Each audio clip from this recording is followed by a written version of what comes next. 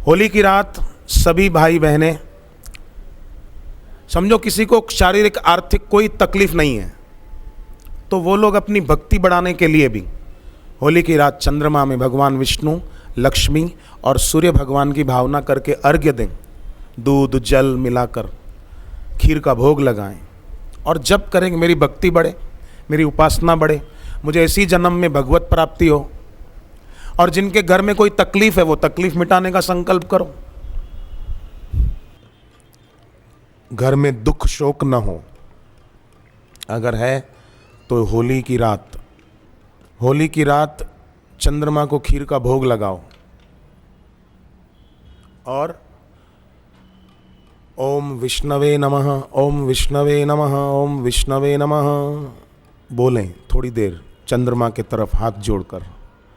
दूसरा मंत्र ओम श्रीम नमः, ओम श्रीम नमः, ओम श्रीम नमः लक्ष्मी माता का सुमरण करते हुए, और तीसरा सूर्य भगवान का सुमरण करते हुए चंद्रमा की ओर हाथ जोड़कर ओम सूर्याय नमः, ओम भास्कराय नमः ये बोलें। होली की रात खीर का भोग लगाएं चंद्रमा को। चंद्रमा का प्रागट्य दिन होली की रात है। ये 3 की भावना करके अर्घ्य दें, पूजन करें और बैठकर अपने गुरु मंत्र का जप करें। जो आज लेंगे वो भी और जो पहले लिए हुए हैं वो भी होली की रात जरूर करिएगा। चंद्रमा का भी एक मंत्र छोटा सा याद रख सको तो अच्छा है। ओम ऐं क्लीं सोमाय नमः, ओम ऐं क्लीं सोमाय नमः। और फिर शांत बैठ के प्रार्थना करना। जिनके घर में कोई समस्या है, दुख है, रोग है या आर्थिक परेशानी है, जो भी कष्ट है, प्रार्थना करना बाद में कि मेरे घर से ये तकलीफ दूर हो जाए।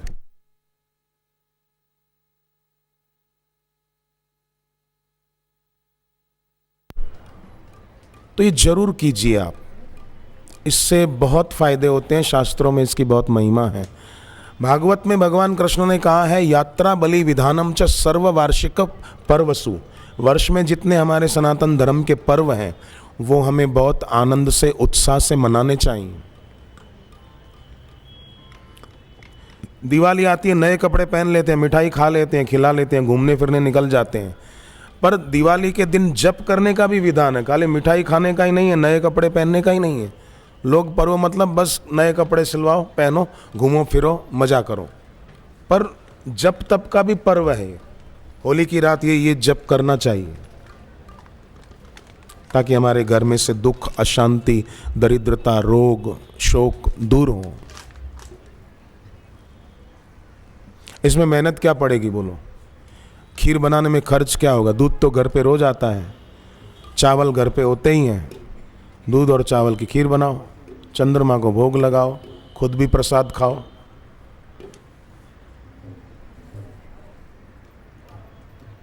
एक बात सोचनी चाहिए उन लोगों को जो पिज़्ज़ा बर्गर आदि खूब खाते हैं।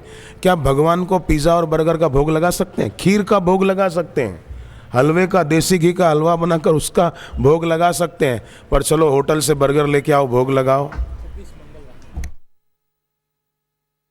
ये कभी संभव है?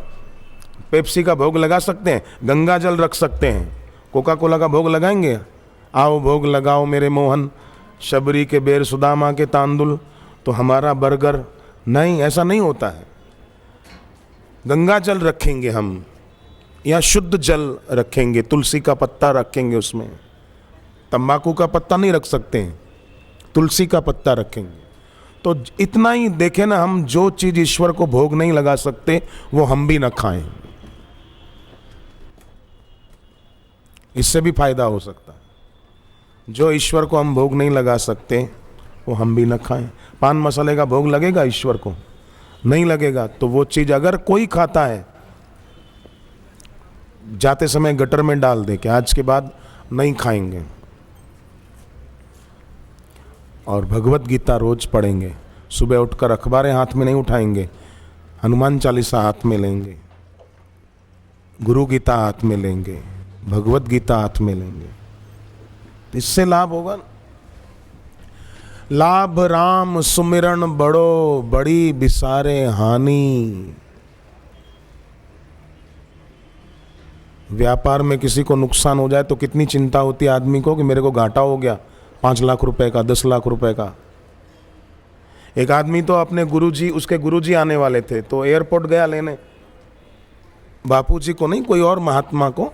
वो एयरपोर्ट गया तो गुरुजी गाड़ी में बैठे आगे और उस गाड़ी वाले की पत्नी पीछे बैठी। तो वो गाड़ी चलाते हुए बोला कि गुरुजी एक बात कहूँ। बोले हाँ बोलो बेटे। बोले गुरुजी मेरे को है ना इस बार व्यापार में 5 लाख रुपए का नुकसान हो गया। गुरुजी ने कहा कि अरे ये तो ठीक नहीं हुआ। तो पत्नी पीछे से बोली गुरुजी घाटा कैसे हुआ मैं आपको सुनाती हूँ। ये घाटा किसको बोलते हैं? किसको? बोले गुरुजी ये चाहते थे कि 10 लाख का मुनाफा हो, पर 10 लाख का मुनाफा नहीं हुआ, मुनाफा खाली 5 लाख का हुआ, इसलिए कह रहे 5 लाख का घाटा हो गया। वैसे 5 लाख का कोई ऐसा नुकसान नहीं हो गया, पर ये चाहते थे 10 लाख का फायदा हो। 10 नहीं हुआ, 5 ही हुआ, तो कहते 5 लाख का घाटा हो गया। तो व्यापार में किसी को घाटा हो तो उस आदमी को चिंता होती है कि अरे मेरे को 2 लाख का घाटा हो गया, इस घाटे की पूर्ति कैसे करूं मैं। पर कितने आश्चर्य की बात है कि श्वासों का घाटा हर पल हो रहा है, श्वास खर्च हो रहे हैं, ये नुकसान ही तो हो रहा है ना। और रुपयों का घाटा हो जाए तो कमा सकते हैं, श्वासों का घाटा हो गया कहां से कमाएगा कोई, वो तो गए। बचपन कोई लौटा सकता है, जिनकी उम्र 60 साल हो गई वो जवानी के दिन लौटा सकते हैं? नहीं लौटा सकते, बीत गया। तो उसको जो सार्थक करे दीक्षा के द्वारा, सत्संग के द्वारा, सेवा के द्वारा, व्रत उपवास आदि के द्वारा, उसका जीवन धन्य है। नहीं तो कईयों को तो इच्छा भी नहीं होती कि मुझे दीक्षा लेनी चाहिए, मुझे जप करना चाहिए, मुझे सत्संग में जाना चाहिए। पार्टी में जाने का मन होता है, फैशन करने का मन होता है, किसी को इम्प्रेस करने का मन होता है, पर खुद की हस्ती को मिटाने का मन नहीं होता। बीज होता है ना जमीन में, मिट्टी में मिल जाता है, तो सूर्य और चांद हैं आकाश में, पर उनके द्वारा वो पोषित होता है धरती के अंदर, पर सूर्य और चंदा के द्वारा पोषित हो जाता है और उसके अंकुर फूटते हैं, पौधा बनता है, पौधा वृक्ष बनता है, उसमें फल लगते हैं। व्यक्ति भी अगर अपना अहम मिटाता है तो ईश्वर और गुरु की कृपा के द्वारा वो पोषित होता है, पुष्ट होता है। स्वाद का ख्याल करके नहीं, स्वास्थ्य का ख्याल करके जो खाता है वो निरोग रहता है दीर्घ काल तक। भगवान ने आदमी को 100 साल की उम्र देकर भेजा है, पर न खाने का खाकर, न पीने का पीकर लोग अपनी उम्र कम कर देते हैं। क्यों कम करना? हम दीर्घ जीवी बने और दिव्य जीवी बने। गंगा जल से या चंदन कुमकुम से तिलक कर सके तो रोज तिलक जरूर करें। अपना मस्तक सूना ना रखें। ईश्वर और गुरु की याद का तिलक, कि उनका आशीर्वाद भरा हाथ मेरे सिर पर है और उनके नाम का तिलक, उनका हाथ मेरे सिर पर है, तो मुझे याद रहे कि हम अकेले नहीं हैं। उनका आशीर्वाद हमारे साथ हर पल हमारी रक्षा, हमारी मदद कर रहा है। रोज थोड़ी देर, माने 2-5 मिनट दिन में 2-3 बार, बंद आंखों से अपने सामने अपने गुरु मंत्र को देखें, फिर अपने चारों तरफ अपने इष्ट मंत्र को देखें। रोज दिन में 2-3 बार जो ऐसा करता है, उसके चारों तरफ सुरक्षा का घेरा मजबूत हो जाता है, फिर उसका कोई अनिष्ट नहीं कर सकता।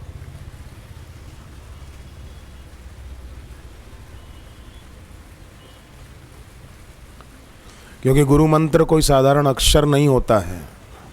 भगवत स्वरूप गुरुदेव के मुख से मिलने वाला मंत्र भी उतना सामर्थ्यवान होता है।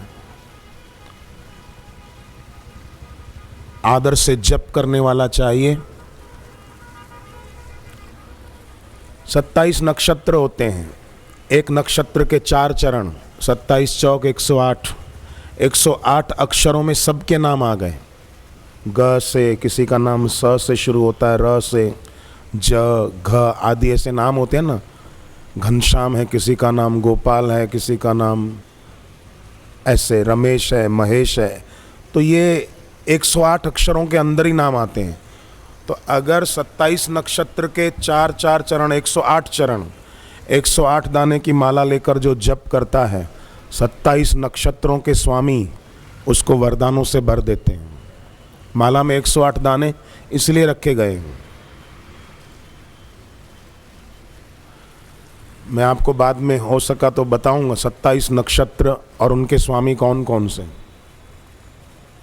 और वो क्या करते हैं, जापक का कितना हित करना चाहते हैं।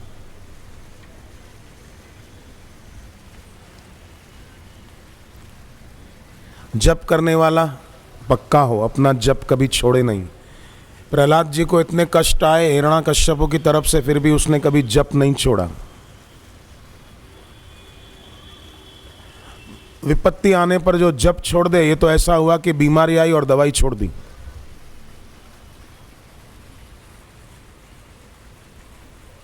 और बोले कि मेरी बीमारी मिट जाए फिर दवाई लूंगा, मेरा दुख मिट जाए फिर जप करूंगा।